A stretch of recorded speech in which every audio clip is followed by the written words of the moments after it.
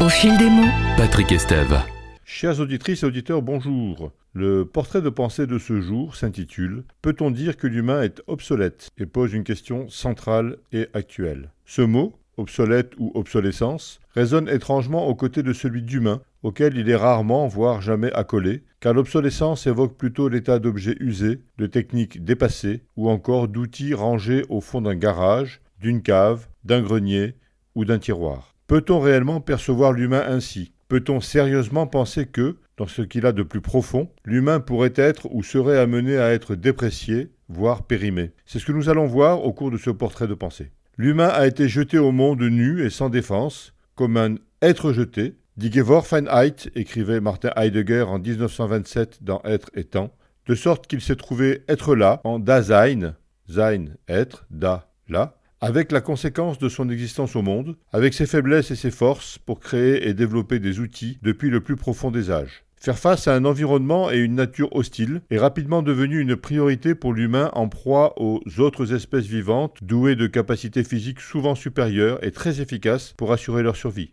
La vitesse, la puissance ou la dissimulation par exemple. Parmi ces forces, la nature a doté l'humain d'une réelle intelligence, fruit de capacités cognitives exceptionnelles, comme d'un cerveau à la connectivité et à la plasticité hors norme, qui, associée à l'utilisation d'un langage élaboré, lui permet de faire réseau et d'être collectivement hors de portée des autres espèces. Ces qualités et ce rapport au monde sont à l'origine de multiples innovations qui ont permis à l'humain de créer ex nihilo des outils de défense et de chasse dès l'âge de pierre, il y a environ 2,5 millions d'années, avant la conquête du feu, il y a environ 400 000 ans, l'invention de l'agriculture, il y a environ 8 000 ans, la construction de mégalithes, il y a environ 4 500 ans, le surgissement de l'âge de bronze, il y a environ 2000 ans, et celui de l'âge du fer, vers moins 700 avant notre ère. Le tout dans un contexte d'ustensilité indissociable de l'activité humaine qui a très largement dépassé ses capacités naturelles pour le porter jusqu'à la conquête de tous les espaces qui se sont présentés à lui,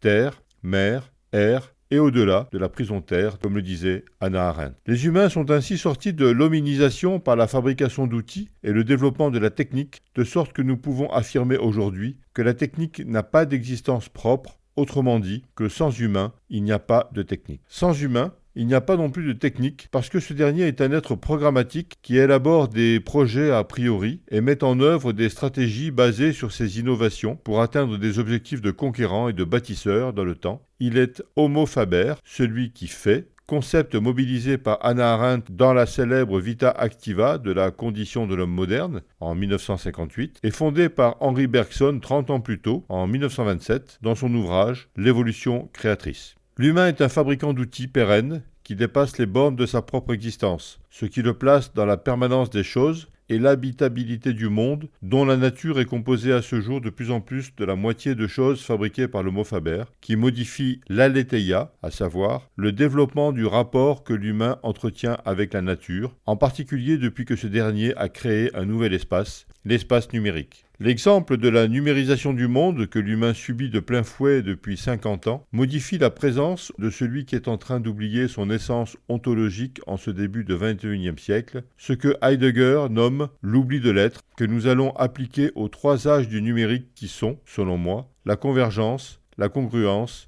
et l'hybridation numérique. La convergence numérique, c'est la ruée en masse des humains vers les écrans dès les années 70-80, grâce à la connexion de terminaux distants sur les ordinateurs centraux qui permettent de nouveaux traitements de données et d'informations pour leur restitution sous une forme automatique, avant l'apparition des ordinateurs personnels, des réseaux de communication, des interfaces graphiques de plus en plus ergonomiques, de l'apparition du courrier électronique, le fameux email, du réseau Internet, de la mutation de tout ce qui précède vers la miniaturisation et la téléphonie mobile, dont le fameux scroll, des protocoles de télécommunication, 2G, 3G, 4G, 5G satellitaires, et de l'apparition des réseaux sociaux, LinkedIn en 2003, Facebook en 2004, Twitter en 2006, Instagram en 2010, TikTok en 2016, Blue Sky en 2022 pour les principaux, à l'origine d'une ruée sans précédent des humains vers le cyberespace.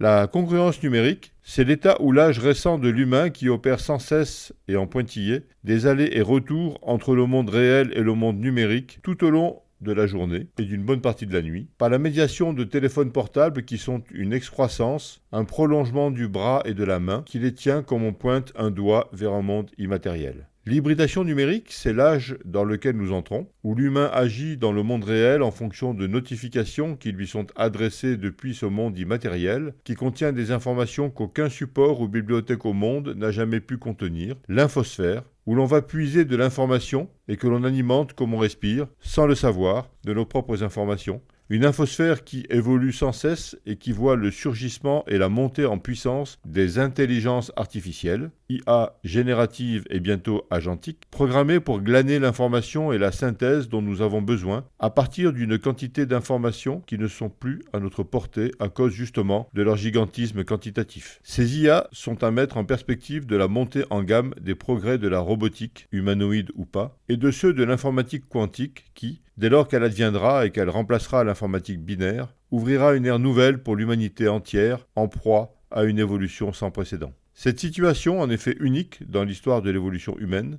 a des conséquences profondes. Destruction du chez-soi, jaillissement des artefacts dans de multiples domaines du quotidien, superposition de la sphère publique et de la sphère privée, perte de l'intériorité par la projection des égos dans le monde numérique, fragmentation et accélération du temps par des sollicitations permanentes, de jour comme de nuit, via des canaux multiples, perte progressive de sa singularité par l'invasion de process techniques et le formatage progressif de la pensée ou de l'absence de pensée, émergence d'un nouvel homme-masse, pourtant seul devant son écran, le tout dans un contexte inédit de formatage de type idéologique par des process au relent totalitaire. Cette technicisation numérique du monde pousse encore plus loin l'oubli de l'être heideggerien pour le transformer en oubli de l'oubli de l'être, où l'humain ne sait même plus qu'il a oublié son essence ontologique, autrement dit qui il est, qui erre dans un tunnel éclairé de jour comme de nuit, la fameuse lumière bleue, hyper connecté, mais déconnecté du monde phénoménal. Voilà la première obsolescence humaine. C'est l'obsolescence de l'humain au regard de son humanité. Par ailleurs, face à la surpuissance des artefacts qui supplantent l'humain dans de nombreux domaines, ce dernier prend de plus en plus conscience de ses limites physiques et de ses capacités de traitement de données.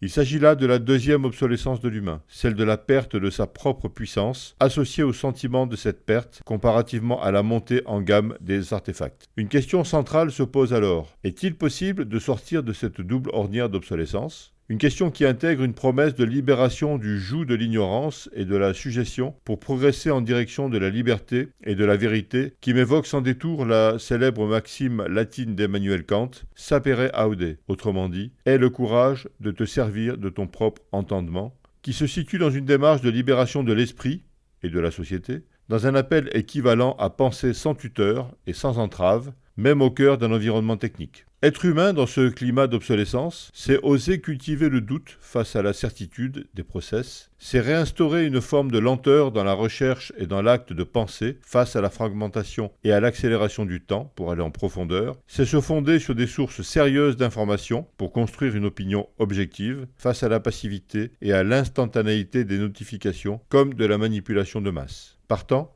il est du devoir de l'humain de reconsidérer ce contexte technicisé pour le mettre en perspective avec un but, procéder à un arraisonnement de la technique et du numérique par ce qu'il a de central, l'information. Il s'agit d'un renversement du principe de l'arraisonnement heideggerien, un chemin que je vous propose de suivre pour sortir de ce double tourbillon de l'obsolescence humaine afin d'être ou de devenir des êtres informationnels à part entière, de faire un pas de côté pour sortir du rapport habituel, voire traditionnel, de rivalité et de domination que l'humain instaure, peut-être par crainte, avec la technique. Mettre en œuvre une phase d'accostage, puis d'arraisonnement de la technique et du numérique par l'information, c'est vivre en bon voisinage avec les autres êtres informationnels, nos alter-ego biologiques ou techniques, et non pas en rapport de force. En résumé, il nous faut être des organismes informationnels à part entière, des inforgs, aux côtés d'inforgs d'un nouveau type, les artefacts de type machine, algorithmes d'IA ou robots, qui partagent désormais le monde avec nous et qui entrent progressivement dans notre espace de vie. Par ce renversement de rapport, je vous invite à vivre détendu et en bonne intelligence avec l'infosphère, à la côtoyer et à l'apprivoiser en quelque sorte, comme l'ont fait nos lointains ancêtres avec la nature. Nous avons beaucoup à puiser dans l'infosphère en termes d'informations nécessaires à notre survie, à la formation d'une conscience claire, à la nécessité de donner du sens, à élaborer du symbole, à poser des limites, à assumer nos responsabilités par rapport au monde et à l'humanité, sans oublier de revenir à un dévoilement plus poétique de l'existence pour y réveiller le sens, la présence et la beauté des choses. Par cette voie informationnelle positive, nous sommes en mesure de sortir de l'ornière purement calculante du monde technique pour reprendre la main, réapprendre notre vocation de gardien de l'être en lien avec l'infosphère et être en capacité de penser le rapport de l'humain à la nature avec sagesse, éthique et mesure. Le progrès n'a de valeur que s'il est habité et la modernité ne vaut que si elle n'oublie pas la nature ni la pensée humaine. Il revient à chacun d'entre nous de réaffirmer que l'humain est un sujet en devenir et que, dans cette démarche et de ce point de vue, il ne sera jamais totalement obsolète. Comme l'écrivait le poète Hölderlin, « Là où croit le péril, croit aussi ce qui sauve ». Je viens de vous en livrer une modeste contribution. Chères auditrices et auditeurs, je vous dis à bientôt pour un nouveau portrait de pensée au fil des mots. Et surtout, dans l'intervalle, n'oubliez pas de rester libre et portez-vous bien. Au fil des mots, Patrick Estève.